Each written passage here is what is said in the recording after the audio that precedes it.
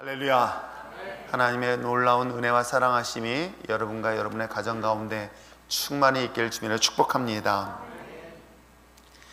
요즘 아기들을 이렇게 보면서 아기들이 자지러지게 우는 경우들을 종종 봅니다. 갓난 아기들이 이렇게 우는 이유가 무엇일까 봤더니 평소에 엄마나 아빠가 가까이 있을 때는 아이들이 울지는 않습니다.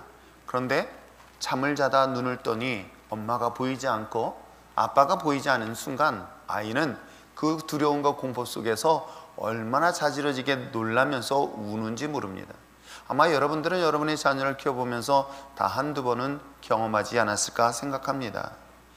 특별히 자신이 의지가 되어지고 또 든든한 힘이 되어줬던 그런 사람이 자신의 곁에서 보이지 않았을 때 오는 두려움은 비단 어린아이뿐만 아니라 아마 우리가 살고 있는 우리들의 삶 속에서도 마찬가지 아닐까 생각해 봅니다.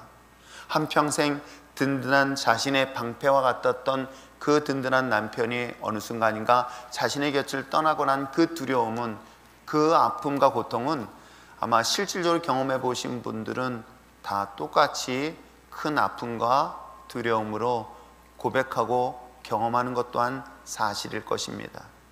그렇듯 자신이 의지하고 자신이 신뢰하고 자신이 믿고 그런 힘이 되어줬던 존재가 어느 순간인가 자신의 곁을 떠났다라는 것은 아마 어떤 어려움의 문제가 오지도 않았는데도 불구하고 그 이미 두려움은 한 개인의 삶을 충분히 지배하고도 남지 않을까 생각하면서 오늘 이 본문을 들어가려고 합니다. 3년 반 기간 동안에 예수님이라는 한 존재를 만났습니다.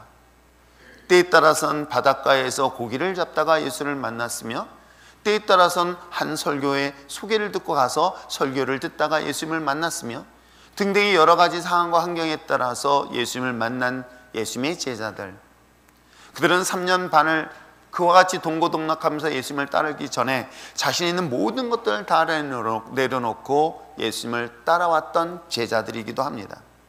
예수님을 따라다니는 그 순간들은 분명히 행복했을 것입니다.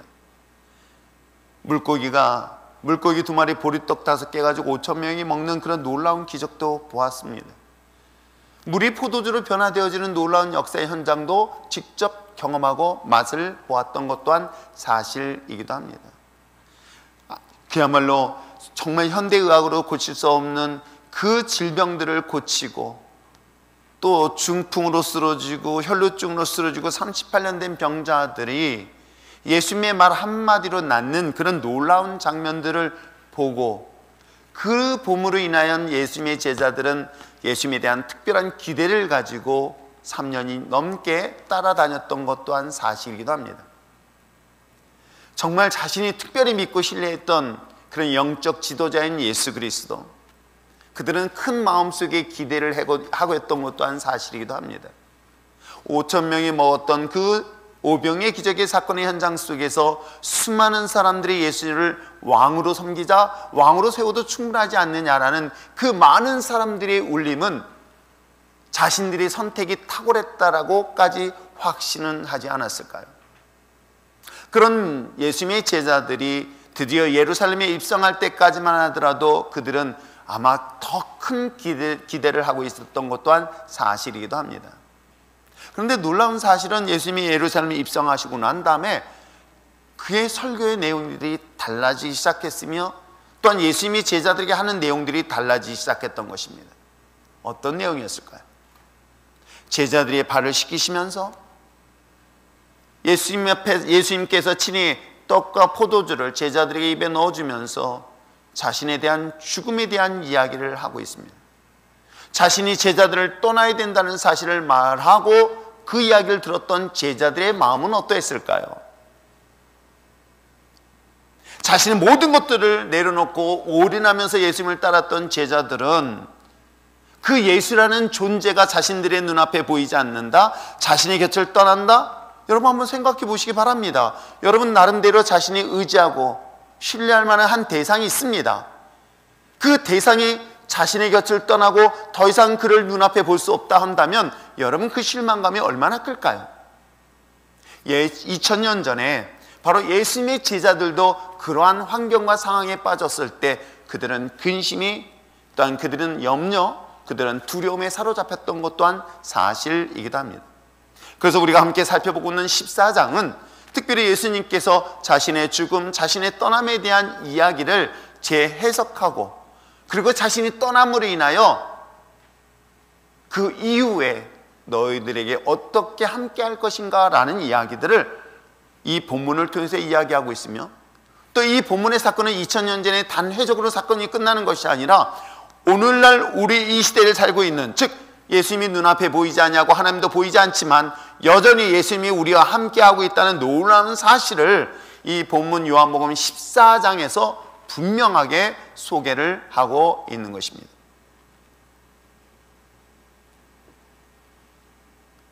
예수님의 죽으심, 그것은 곧 예수님의 제자들에게 있어서는 아마 오늘 우리도 마찬가지 아닐까요? 살아간 사람이 떠나 죽음을 맞이했다. 그 사람은 나와의 관계가 끝이라는 생각은 대부분이 할 것이며, 아니 자기 자신도 죽음을 맞이한다면 이제는 난 끝이라고 생각하는 것이 일반적인 생각일 것입니다. 근데 예수님께서는 지난 시간 말씀드린 것처럼 예수님의 죽음은 죽음으로서 끝나는 것이 아니라 죽은 이후에 자신은 누구의 집으로? 하나님의 집으로 갈 것이며, 그 하나님의 집에 가서, 거처에 가서 내가 너희들을 위한 또 다른 거처, 즉 집을 준비하겠다라고 하면서 죽음 이후에 대한 해석을 해주십니다. 그러면서 또한 주님께서 뭐라고 말씀하셨냐면, 비록 내가 너희들을 떠나지만 너희들에게 자신의 이름, 즉 예수 그리스도의 이름에 대한 사용권을 내가 너한테 줄 테니 그 예수님의 이름으로 구하고 예수님의 이름으로 너희들이 선포한다면 무엇을 원하든 그 기도는 반드시 들어줄 것이다 라는 것이 지난 14장 앞부분의 내용이기도 합니다. 예수님은 떠나셨습니다. 예수님은 죽으셨습니다. 더 이상 볼 수 없습니다. 근데 예수님의 죽음에 대한 해석뿐만 아니라 예수님은 떠났지만 예수님의 이름을 우리가 소유하고 있다면 여전히 예수님의 이름을 사용한 우리들의 삶의 현장에서는 예수님이 행하셨던 놀라운 표적과 기적과 역사와 능력은 지금도 동일하게 일어난다? 라는 사실을 예수님이 말씀하셨던 거예요. 그런데도 불구하고 제자들은 두려웠던 것입니다. 그럼에도 불구하고 제자들은 여전히 근심에 사로잡혔었을 때 오늘 본문의 이야기를 하고 있는 내용이 우리가 함께 읽었던 15절부터 우리가 사실 읽지는 않았지만 32절 1절까지의 내용이기도 합니다. 자, 여전히 그 마음속의 근심, 그 마음속의 두려움에 대하여 오늘 16절의 말씀은 이렇게 이야기를 하고 있습니다. 16절 말씀 한번 읽어볼까요? 시작. 내가 아버지께 구하겠으니 그가 또 다른 보혜사를 너희에게 주사 영원토록 너희와 함께 있게 하리니. 자, 이 16절의 말씀을 잘 이해해 보시기를 바랍니다. 내가 누구요? 예수 그리스도가 누구에게? 아버지니까 하나님에게. 자신의 육신의 아버지를 얘기하는 것은 아니겠죠? 당연히 예수님이 이야기하고 있는 아버지는 하나님이십니다. 그래서 이 본문을 이렇게 해석할 수가 있어요. 내가 하나님께 다른 보혜사를 너희들과 영원히 함께 할 수 있도록 보내달라고 요청하겠다라는 내용이 16절 내용이기도 합니다. 자신은 떠나서 너희들과 같이 있지 않지만 두려워하지 마라, 근심하지 마라. 또 다른 보혜사를 보내주는데 그 또 다른 보혜사는 너희들과 어떻게 하겠다? 영원히 함께 하겠다. 그렇기 때문에 근심하지 말고, 그러므로 걱정하지 말고, 그러므로 두려워하지 말라라고 하는 내용이 16절 내용이기도 합니다. 자, 그렇다면 이 이야기를 듣던 이 제자들이 이야기하고 있는 이 본문에서 이야기하는 이 보혜사, NIV 성경에서는 이걸 카운셀러라고 얘기를 하기도 합니다. 또는 킹제임스 버전에서는 이것을 컴포터라고 얘기합니다. 이건 뭐냐면 위로자라는 뜻이에요. 보혜사 하면 우리가 그냥 단순히 성령 이야기하지만 사실 이 보혜사라는 것은 걱정하지 마, 너의 문제를 해결해 줄 수 있는 카운셀러를 보내줄 거야. 걱정하지 마, 두려워하지 마, 염려하지 마. 너희들에게 힘들고 어려움이 있을 때마다 내가 너를 위로할 수 있는 위로자를 보내줄 거야. 또 다른 보혜사를 너희들에게 하나님께서 특별히 요청해서 보내줄 거니까, 근데 그 보혜사는 언제까지? 끝까지 함께 할 거야 라고 예수님이 말씀하셨습니다. 그러면 이 본문은 여러분 잘 보세요. 예수님께서 말씀하십니다. 다른 보혜사라고 얘기하고 있어요. 그러면 이 다른 보혜사라면 또 다른 보혜사가 있다는 얘기잖아요. 그 보혜사를 지금 누구 말하는지 아시겠습니까? 바로 예수 그리스도 자신이 얘기해요. 그러니까 예수 그리스도 자신에 대하여 내가 너희들을 위로하였고 내가 너희들의 어려움의 문제들을 친히 해결해 준 카운셀러 역할을 했던 자한 예수 그리스도, 자, 나 역시도 보혜사야. 하나님이 특별히 나를 보내신 너희들의 보혜사인데 나는 잠시 있다가 너희를 떠날 거야. 그러나 다른 보혜사를 보내줄 건데 그 보혜사는 뭐라고 얘기하고 있습니까? 영원히 너희들과 함께 할 것이야 라는 이야기가 바로 16절 내용이기도 합니다. 그러면서 오늘 성경에서 그 다른 보혜사가 무엇일까 라고 하는 내용이 17절 이야기하고 있어요. 뭐라고 얘기하고 있습니까? 그는 그래요, 다른 보혜사를 보내주겠다는데 바로 진리의 영, Spirit of Truth, 진리의 영을 보혜사로 너희들에게 보내주실 거야 라고 이야기를 하고 있습니다. 자, 그렇다면 지금 우리는 이 시대에 2000년이 지난 상황에서 성령에 대한 사도행전적 사건의 그 마가의 닭의 성령 강림의 사건 이유를 알고 있기 때문에 이 문제를, 이 단어를 해석하는 데는 큰 어려움이 없을 거라 생각하지만 2000년 전에 예수님의 제자들, 이 말씀을 들었던 당시의 제자들은 사실은 이 뜻을 정확하게 이해하지 못했던 거예요. 자, 우리가 그들이 생각하는 관점에서 생각해 본다면, 아, 다른 보혜사가 오는데 예수님처럼 육신의 몸을 갖고 오는 또 다른 보혜사예요. 근데 그 이름을 뭐라고 얘기한다? 바로 진리의 영이라고 얘기한다. 근데 그 진리의 영이 너희들과 끝까지 함께 할 것이다 라고 제자들한테 얘기했을 때 한번 이런 생각을 해보세요. 그럼 여러분이 이런 이야기를 들었을 때, 그러면 진리의 영, 또 다른 보혜사가 무슨 말이며 누구일까 라고 궁금해하지 않을까요? 예수님 자신이 보혜사이면서 또 다른 보혜사, 과연 그는 누구일까? 과연 예수님이 말씀하시는 진리의 영이 구체적으로 어떤 존재일까라는 질문을 하는 것은 당연한 것 아닐까요? 여러분 생각해 보시기 바랍니다. 3년 반 동안 예수님과 함께 동고동락했습니다. 같이 먹고 같이 자고 같이 행동을 했던 예수님의 제자들, 물론 잠시 동안 떨어져 있는 시간이 있을지라도 그 시간 속에서도 하나님의 놀라운 예수님의 역사를 보았습니다. 왜요? 예수님이 산에 올라갔을 때 제자들은 바다 한가운데서 풍랑을 만나는 그 짧은 동안의 헤어짐, 예수님이 헤어지는 순간에 그 어려움을 만났을 때 그 두려움, 그런데도 예수님이 다시 오실 때 풍랑을 잠잠케 했던 그런 동고동락했던 수많은 시간들을 통해서 예수님이 최소한 보혜사로서 누군지는 알고 있었을 것입니다. 그런데 문제는 다른 보혜사, 진리의 영이라고 한다면 그는 누구일까? 그래, 예수님과 같은 그런 존재로 분명히 우리에게 또다시 오신다 라고 어렴풋이는 알고 있을지는 모르겠지만 아직 만나지 않았잖아요. 경험하지 않았잖아요. 함께한 걸 경험하지 못했잖아요. 그러다 보니까 궁금했던 것 또한 사실이기도 합니다. 그런데 여러분, 예수님께서 뜻밖의 이야기를 하고 있어요. 그는 진리의 영인데 세상 사람들과 너희들에게 차이가 하나 있다. 예수님은 예수를 믿는 제자들에게만 나타나는 것이 아니었었습니다. 예수를 믿지 않는 세상 사람들 앞에서도 예수님이라는 존재를 드러냈습니다.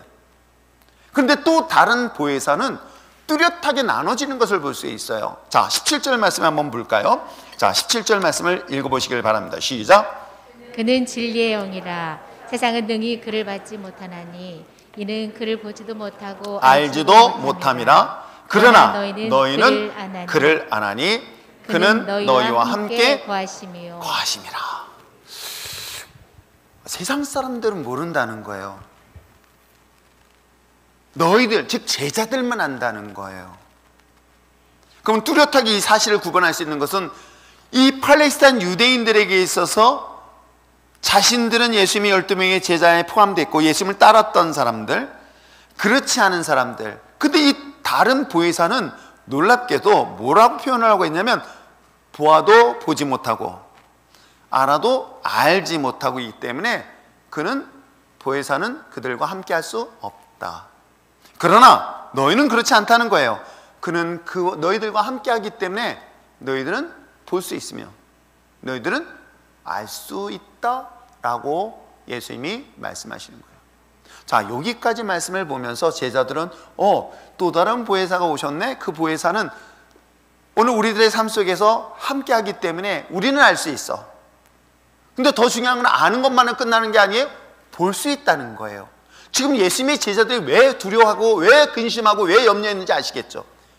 눈에 보여하고 눈에 함께 있었던 예수님이 보이지 않는다는 것에 대한 두려움 경험했잖아요.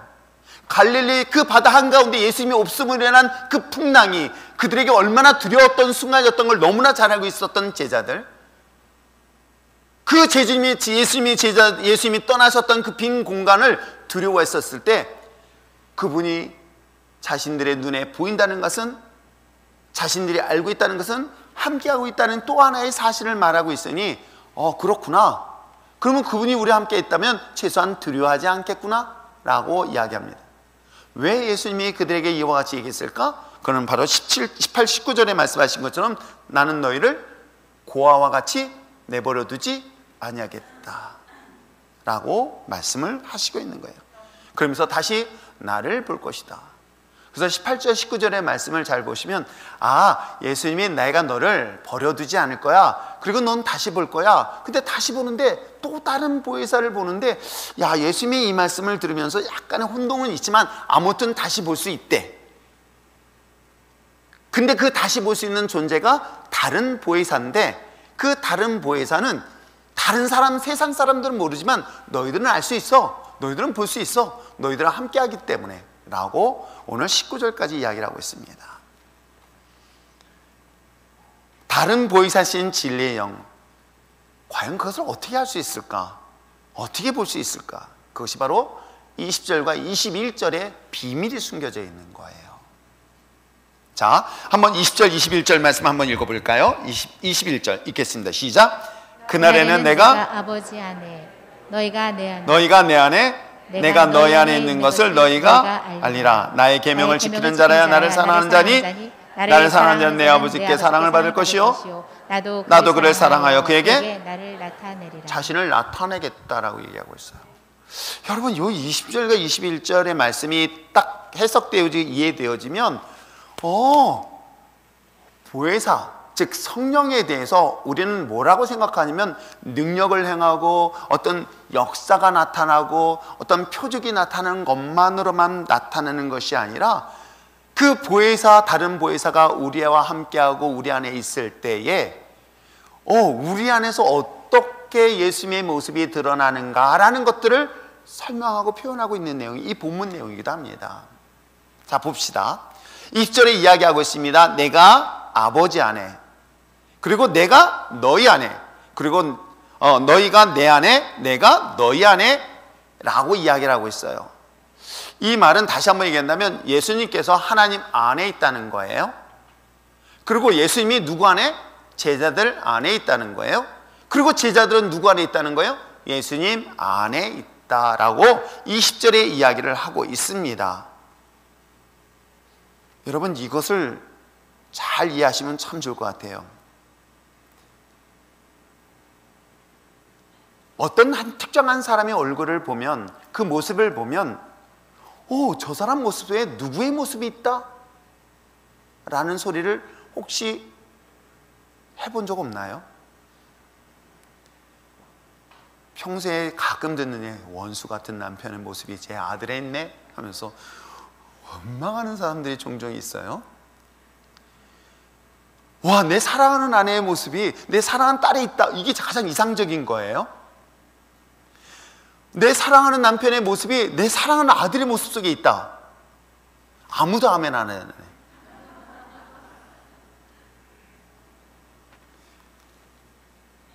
저는 제가 잘 몰랐습니다. 그런데 제 모교였던 제 영적 아버지와 같은 장광영 목사님을 저는 어려서부터 보고 자랐는데 그분 혈통적으로 전 닮지 않았습니다. 집안이 그분은 저는 성이 본도 다르고요, 전혀 다른 분이에요. 그런데도 불구하고 오랫동안 저랑 신앙생활했던 많은 분들이 저를 보면 뭐라고 하냐면, 야, 장광영 목사님하고 너무 많이 비슷하다는 거예요. 그분이 나한테 무슨 말씀인지 이해가 되시겠어요? 내 안에 내 모습 속에서 내 안에 누군가의 모습이 내 겉에 그런 모습으로 드러날 수 있다 없다? 있다. 여러분, 부부가 10년, 20년, 30년 살다 보니 어느 순간부터 원수 같은 남편, 원수 같은 아내 막 그러다가 누구의 모습이, 자신의 모습에 누가 모습이 보이는 줄 아십니까? 남편의 모습이 보이고요. 순희 씨 그렇죠? 미움의 대상이야 라고 생각했던 그 남편의 모습 속에 자신도 모르게 그 모습으로 같이 스며 나오는 것 여러분 아십니까? 이거구나. 예수님 안에 하나님이 계시고 하나님 안에 예수님이 계시다? 이 질문에 대하여 궁금했던 것이 바로 빌립의 질문이었던 거예요. 왜냐하면 빌립이 예수님이 떠난다니까 예수님이 그 얘기하는 거예요. 뭐냐면 8절과 9절에 그 질문을 하고 있죠. 자, 8절 말씀에 8절 제가 읽으면 9절은 여러분 읽으시기 바랍니다. 빌립이 이르되 주여 아버지를 우리에게 보여 주시옵소서. 그리하면 족하겠나이다.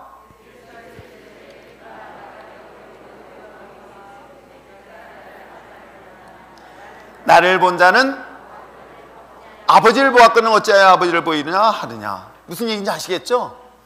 그렇구나. 예수님 안에 하나님이 있었고 하나님 안에 예수님이 있었던 거예요. 그러니까 빌립이 궁금했던 거예요. 예수님이 떠나고 나면 이제 하나님을 볼 기회가 없다고 생각해서 하나님을 한 번만 보여달라고 하는 거예요. 왜? 예수님이 하나님의 아들이라고 얘기했기 때문에 최소한 하나님의 아들이라고 믿고 있는 제자들의 입장에서는 그 하나님을 한 번만 보여달라고 얘기를 하는 거예요. 그랬더니 예수님이 뭐라고 그래요? 그분이 내 안에 있기 때문에 나를 본 자가 누굴 본 것이다?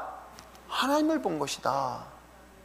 바로 이 질문과 이 답변이 이 본문을 해석한 것, 즉 이 본문을 해석하기에 딱 맞는 내용인 거예요. 즉 우리 안에 예수님이 제자들 안에, 예수님이 우리 안에, 또는 우리가 누구 안에? 예수님 안에, 제자들이 예수님 안에 있다고 한다면 지금 내 안에 누가 있다? 예수님이 있기 때문에 내 삶의 모습에서 누가 드러날 보인다? 그 얘기를 지금 하고 있는 거예요. 옆에 있는 분 얼굴 한번 보면서 그래, 야, 정말 예수님의 모습이 저 모습이었구나, 실망하시기 바랍니다. 쳐다보지 마세요.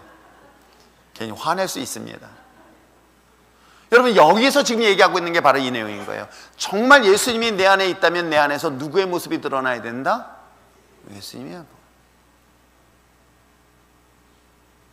우리는 예수님은 밖에서 보러 가고 있지만 사실은 이 예수님의 말씀은 예수님이 내가 너희 안에, 너희가 내 안에, 주님이 나와 함께함으로 해서 나를 통해서, 예수님을 통해서 하나님을 본 것처럼 내 안에서, 내 안에 있는 나를 통해서 누구를 볼 수 있다? 예수님을 볼 수 있다 라면서 20절, 21절 말씀하시고 있는 거예요. 그래서 우리가 잘 알고 있는 것, 나의 계명을 가지고 지키는 자라야 나를 사는. 근데 이 쭉 내용에서 맨 마지막 얘기 나오는 게 이 내용인 거예요. 뭐예요? 아버지의 사랑을 받으며 그 다음에 뭐예요? 내가 너에게 드러내겠다라고 하는 거예요. 21절 끝부분에 그렇게 얘기하고 있죠. 그를 사랑하여 그에게 나를 나타내겠다. 누굴 통해서? 나를, 주님의 계명을 가지고, 주님의 계명을 소유하고 그 말씀을 지키는 저와 여러분이 되었을 때 우리 안에 누가 드러난다? 예수 그리스도가 드러내겠다라고 하는 거예요. 그러면 한번 잘 보세요. 나는 약간 믿음이 부족하고 연약해요.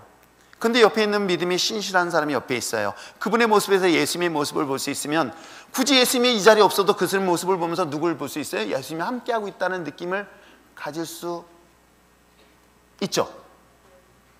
이해가 되죠? 예. 그래서 남편을 떠나보내고 그래도 든든하게 의지하는 게 왜 누구를 의지하는지 아시겠죠?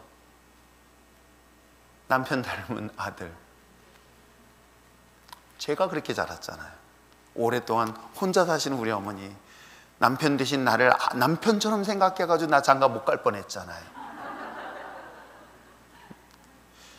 혼자 사신 분들이 그 질투는 굉장히 크다는 걸 전 저는 어렸을 때 경험했습니다. 여러분, 그렇습니다. 오늘 성경의 본문에 기록되어 있는 것처럼 주님의 말씀의 계명을 가지고 지키는 우리들 안에 예수님의 모습을 드러낼 것이다.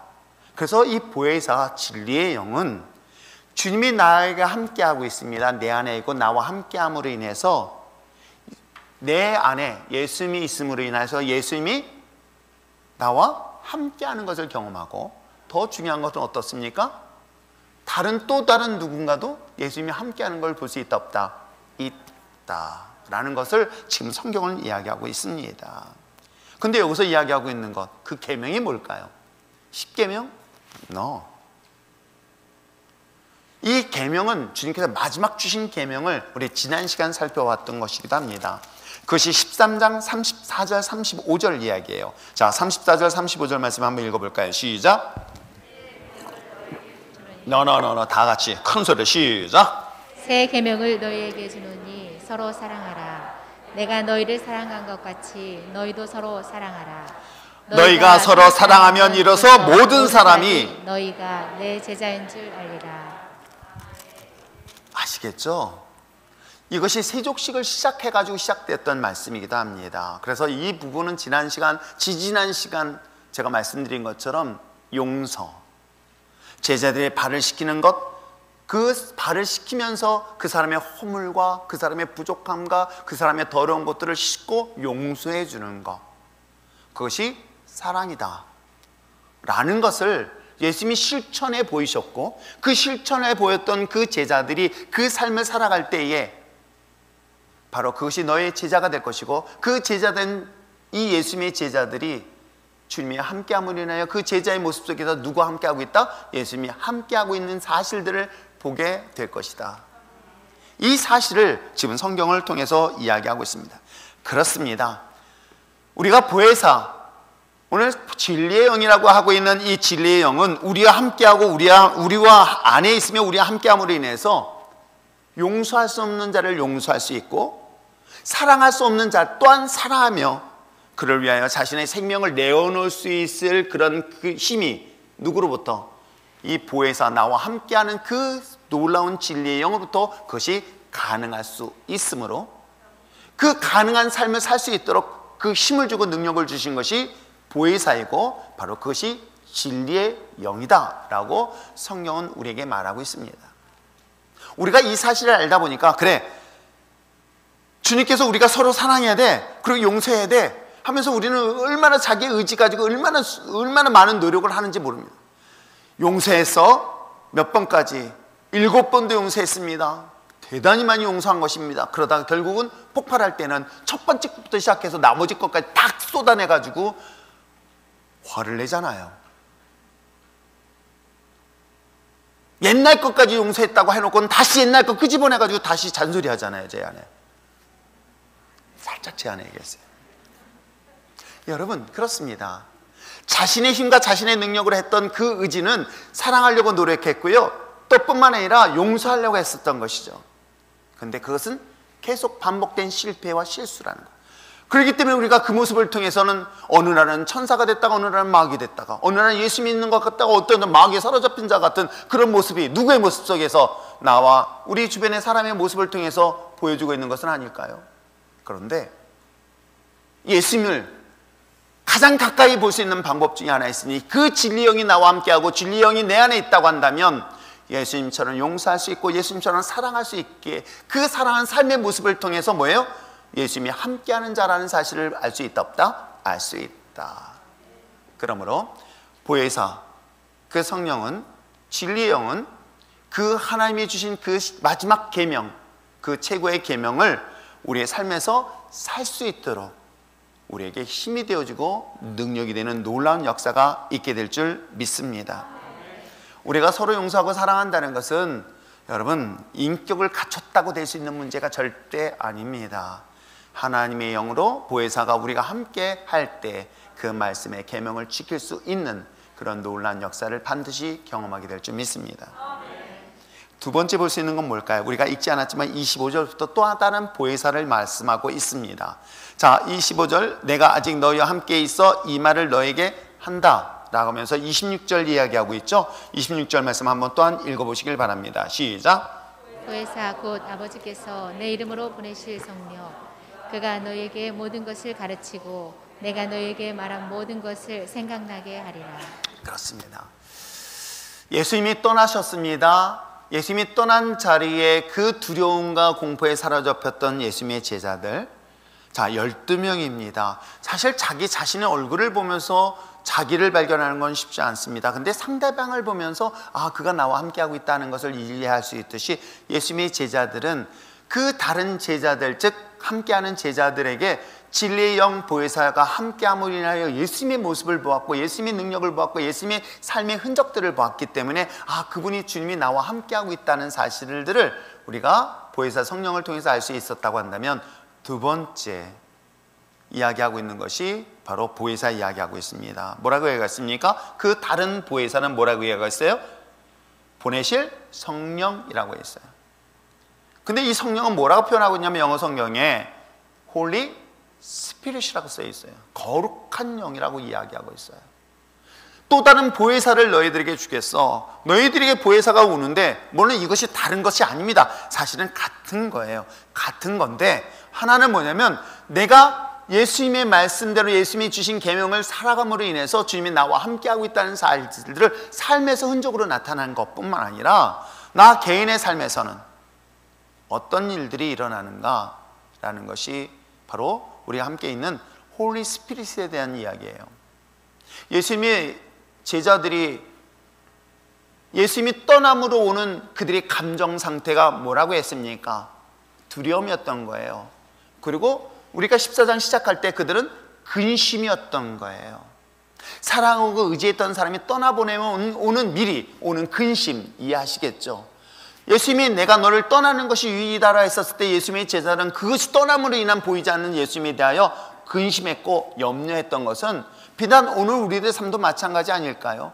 자신이 의지했던 든든한 남편이 언젠간 떠나는 것에 대하여 점점 다가오면 그 다가옴에 대한 두려움, 근심과 염려, 자 이런 마음의 상태에 대해서는 오늘 또 다른 보혜사 즉 홀리 스피릿에서는 또 뭐라고 설명하고 있을까?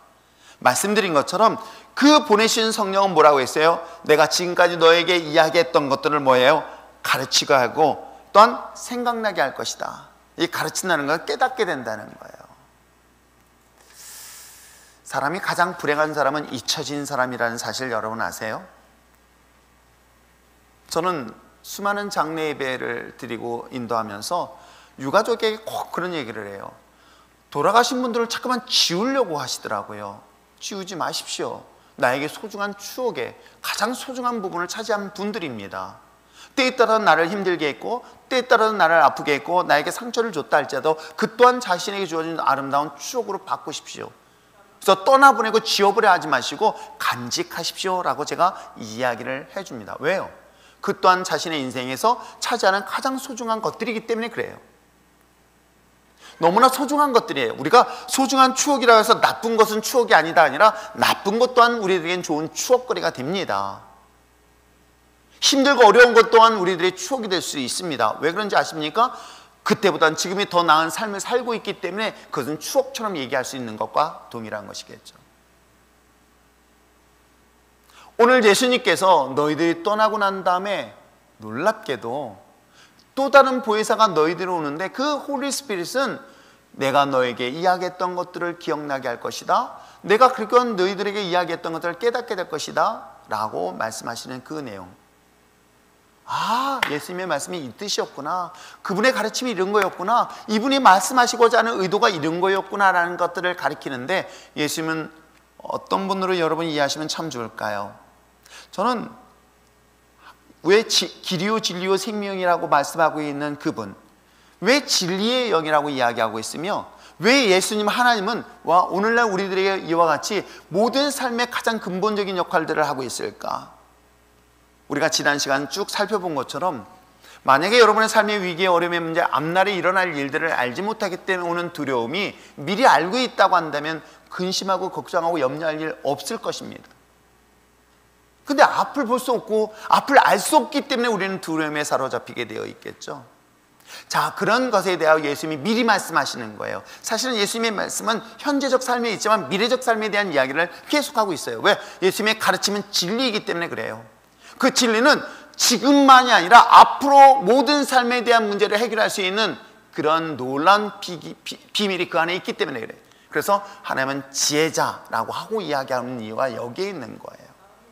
여러분, 그 지혜를 가진 자가 있다고 한다면 앞으로 내 삶에 크고 작은 어려움의 문제를 만날 때 그 문제를 해결하는 게 무엇이 어렵겠습니까? 그래서 그 사실을 또 다른 보혜사 홀리 스피릿인 성령이 너에게 임하니까 가까이 할 거니까 그분을 통해서 너희들은 예수님이 가르쳤던 그 가르침에 대하여 깨닫게 됐으니 그게 바로 지혜가 될 것이다. 그 지혜를 갖게 되니 어떤 마음이 생긴지 아십니까? 그 다음에 17절에 얘기하는 거예요. 뭐예요? 읽겠습니다. 시작. 평안을 너에게, 다시 한번 27절 시작. 평안을 너에게 끼치노니 곧 나의 평안을 너에게 주느라. 내가 너에게 주는 것은 세상이 주는 것과 같이 아니하다. 그러면서 뭐라고 했어요? 너희는 마음에 근심하지도 말고 두려워하지 말라라고 얘기하고 있는 거예요. 아, 그렇구나.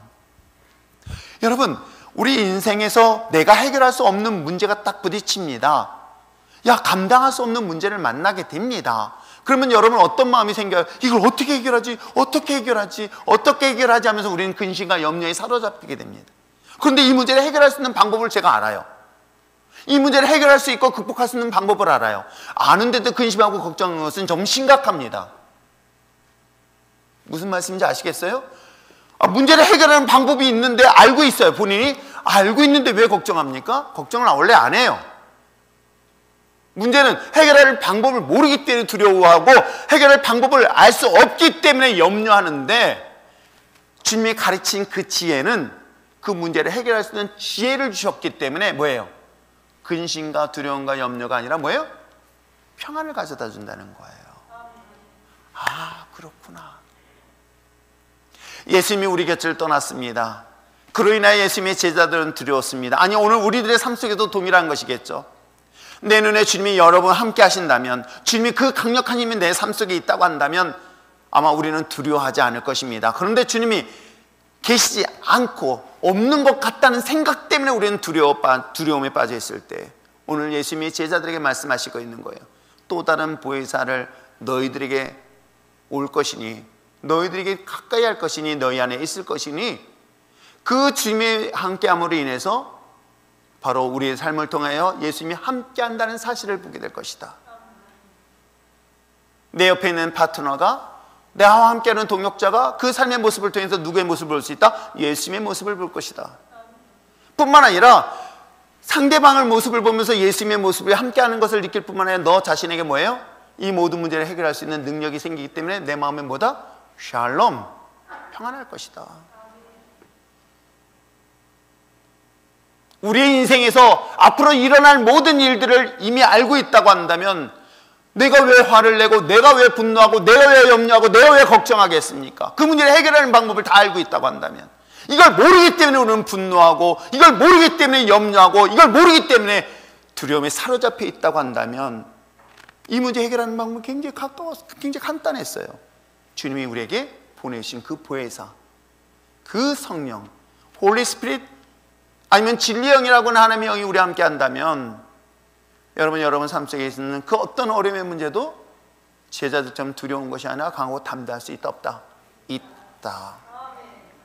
이 사실을 사실 이 요한복음 후반부에 이야기를 하고 있습니다.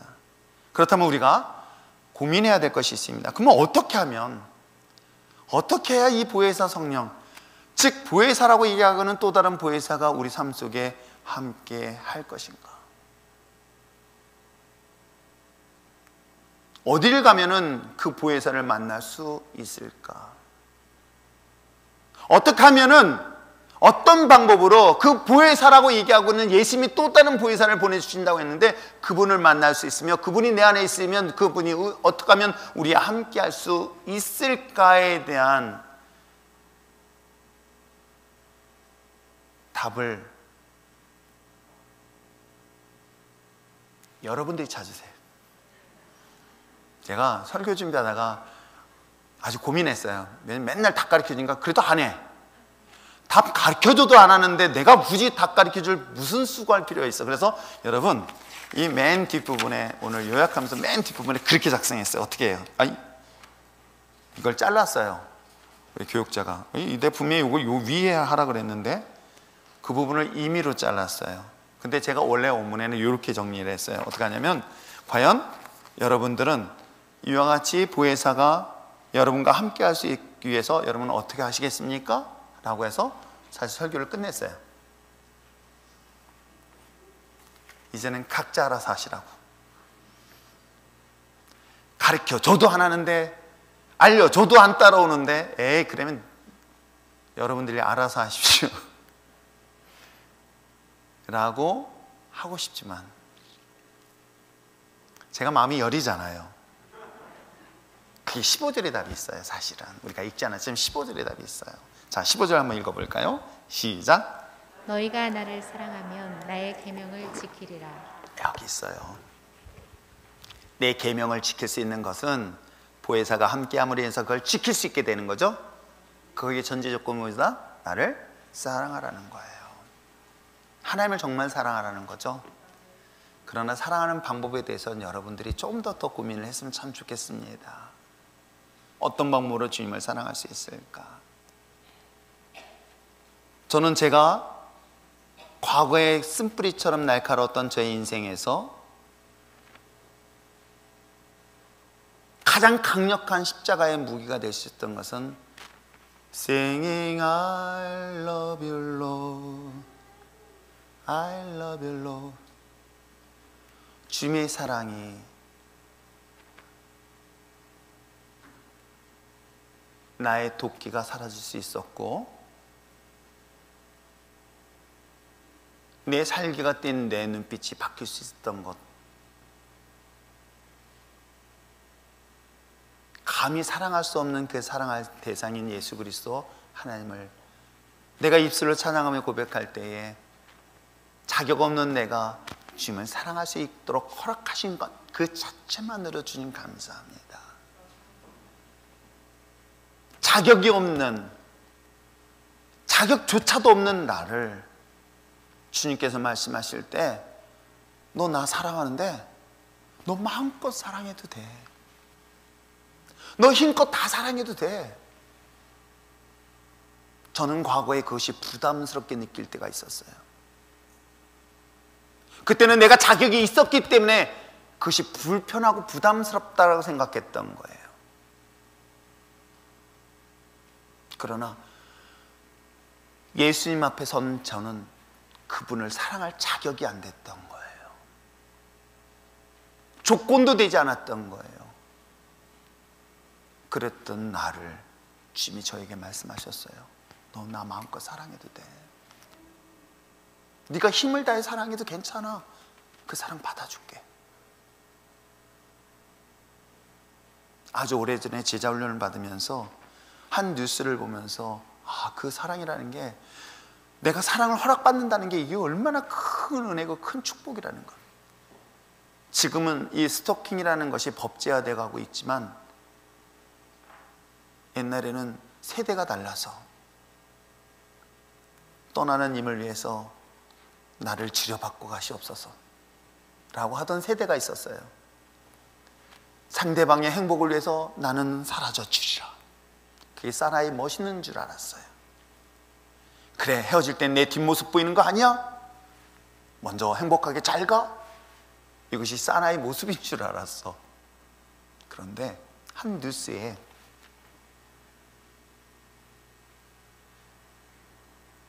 초등학교 선생님이에요.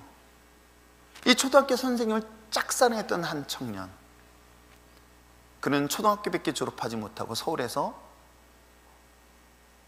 공장에서 일을 하다가 국가의 부름에 따라서 방위복역을 하고 있는 중 도시락 들고 출근하다가 차 안에서 그 여자 선생님을 보게 된 거예요. 자기 이상형인 거야. 그래서 선생님을 따라갔어.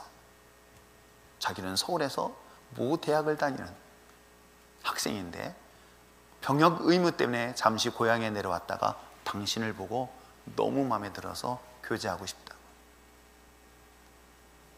그래서 서울에 있는 명문대라고 하니까는 그 여자 선생님도 혹했던 것 같아요. 사투리 대신 표준말도 가끔 쓰니까 더 혹했겠죠.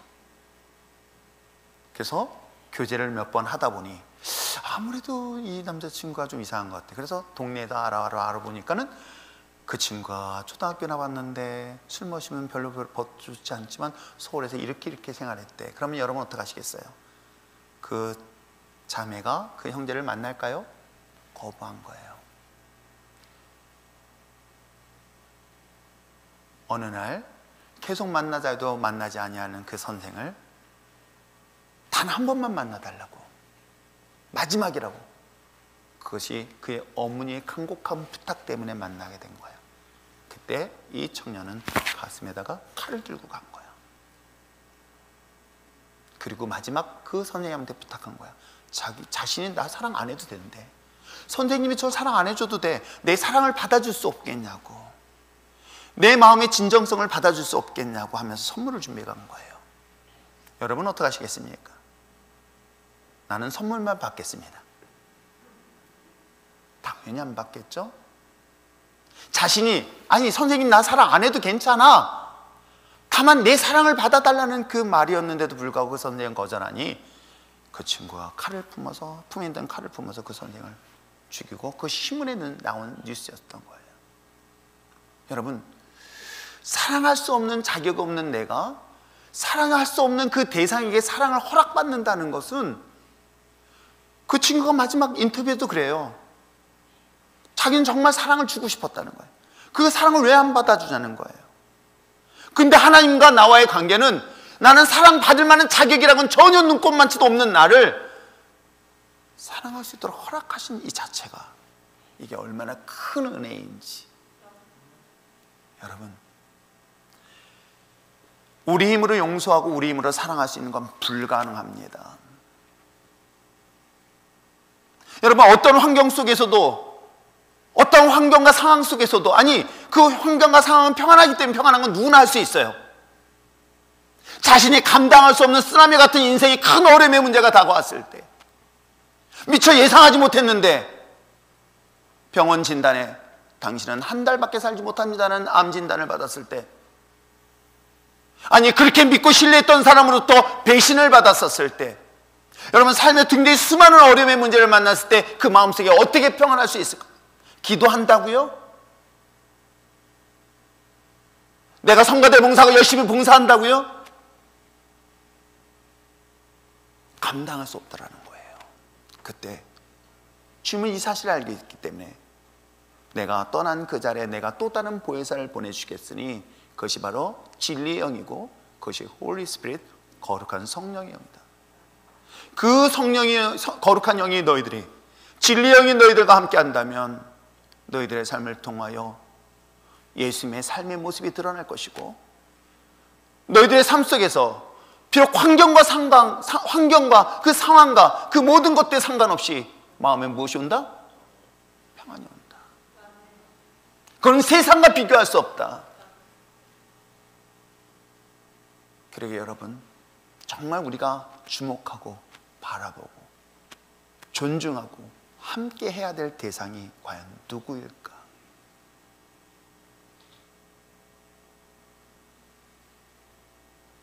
사랑하는 사람이 옆에 있을 때와 사랑하는 사람이 옆에 있는데도 그 사람이 다른 곳에 있다고 느껴질 때 그 기분 이해하시겠어요? 주님은 지금 여러분과 함께 하시길 원합니다. 분명 보혜사 성령이 여러분과 함께 하길 원합니다. 여기는 너희가 내 안에, 내 안에, 너희 안에 있다는 것은 함께 하겠다는 뜻인 거예요. 오늘도 주님은 여러분과 함께 하길 원하십니다. 주님은 여러분과 안에 함께 동거하며 동락하기를 원하십니다. 그 하나님이 여러분과 함께함으로 인해서